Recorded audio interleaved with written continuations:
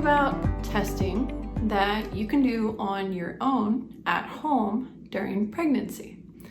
Now, these are just things to keep in mind and consider. If you are working with a primary, like a OB or a midwife or whoever your care provider is for your pregnancy, they're likely already tracking quite a bit of this information. They should be. We always have the opportunity to gather more information, to be our own advocate and just have more information on deck at home. I personally am a huge proponent for just gathering more information at home, recording that for myself, and keeping track of all that for each pregnancy so that you can kind of cross compare what your normals are, what your kind of routine vitals are. It can just really tell you so much about your body. So let's talk about some of the testing that I do or some of the options that you have to do at home. One option for some testing that you can do at home on your own that is incredibly simple is to monitor your own blood pressure. You don't have to get the exact same one that I have, but there are a million options. You can get them at pretty much most big box stores. You can get them online. You can get them at, CVS, Walgreens, you name it. But when you have the opportunity to track your own blood pressure at home, it can help you have a better idea of what your normals are and what to expect. And I always like to cross compare. So I do my own blood pressures at home, and then I compare that with what they get when I go to my midwife appointments, and the numbers are comparable. That way you know that the machine you're using at home is getting accurate information. When you take your blood pressure or do any of the other testing that I'm going to talk about, you really need to have some form of tracking that data. So we have smartphones, this is the digital age. I highly recommend just creating a document of some sort that is just your pregnancy information.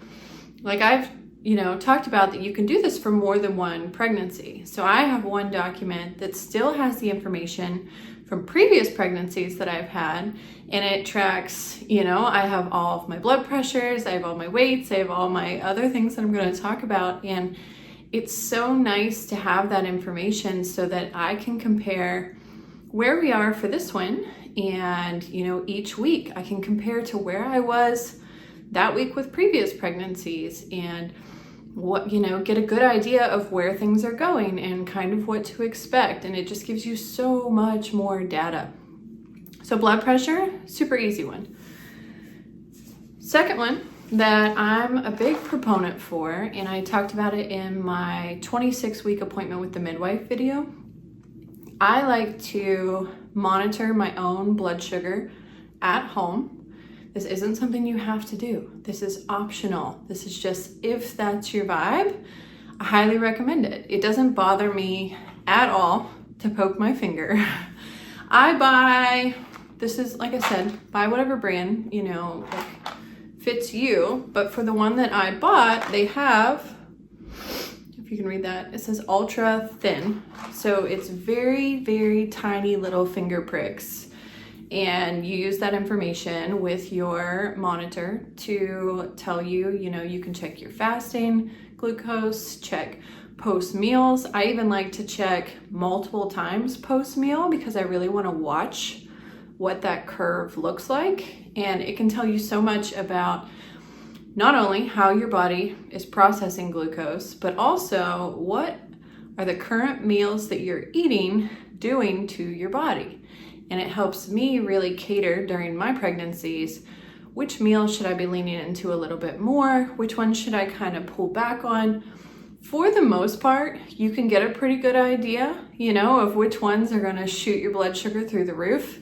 But I have had quite a few that caught me off guard. And I was so thankful to have been monitoring because a lot of times it's stuff that I just really love and I'm not thinking twice about.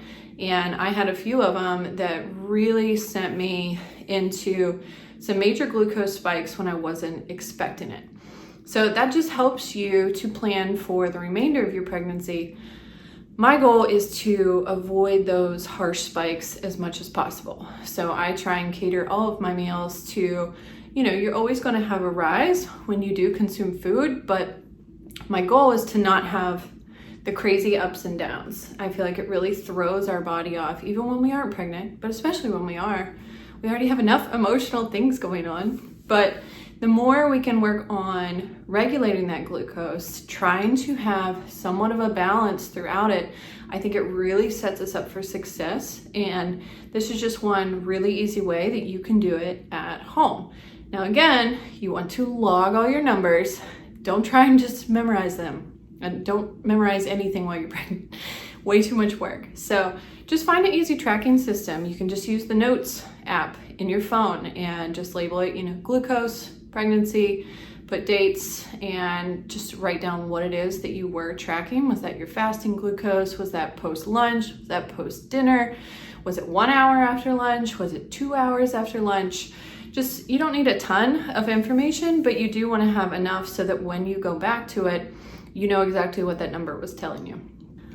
Another one that I track somewhat regularly is I do like to monitor weight, but I don't overthink it. I've talked in other videos that I'm a huge proponent for the weight gain that we, put on during pregnancy, because we're building such amazing, cool things, and you literally need the extra weight.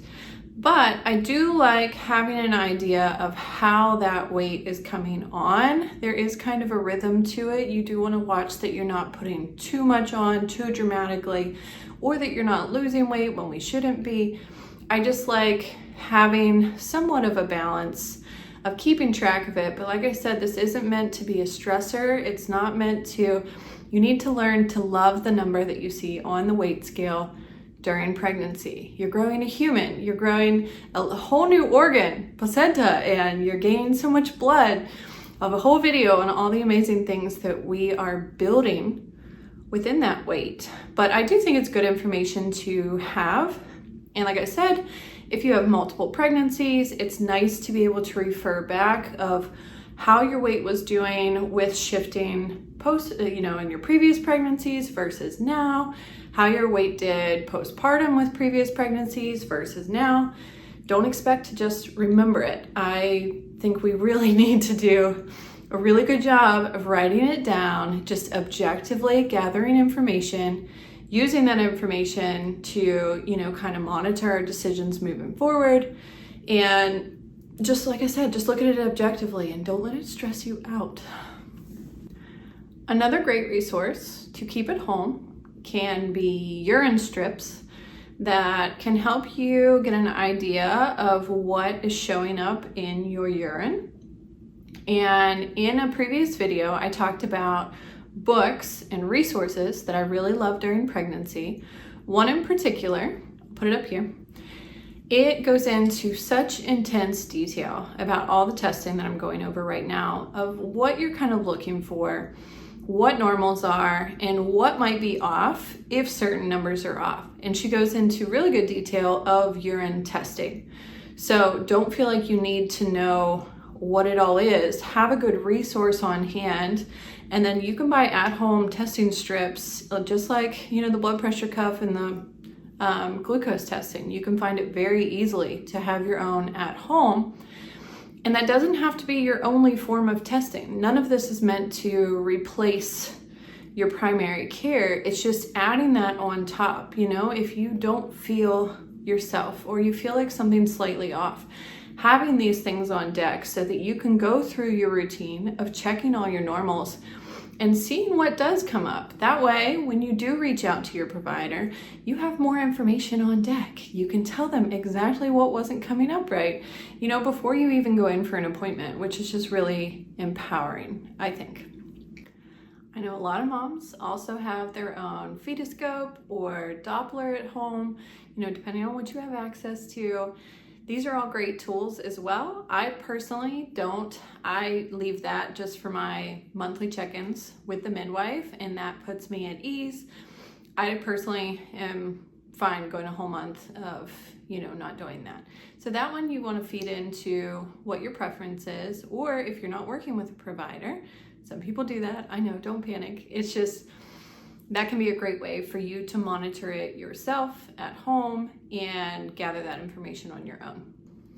Now, these are just a few examples of things that you can do at home to gather additional information, additional testing, and just keep on top of your pregnancy. I think it's also great to log your mood, to log anything that's super off. If you're suddenly not sleeping for a couple weeks, make some notes of that in that same log. Just have it in there so that you can just not have to remember everything. So the more you write down and the more you lean into just having a log of all your information during pregnancy, I think it really helps to navigate pregnancy moving forward. It helps to coordinate with your provider because you don't have to just remember everything out of the back of your mind.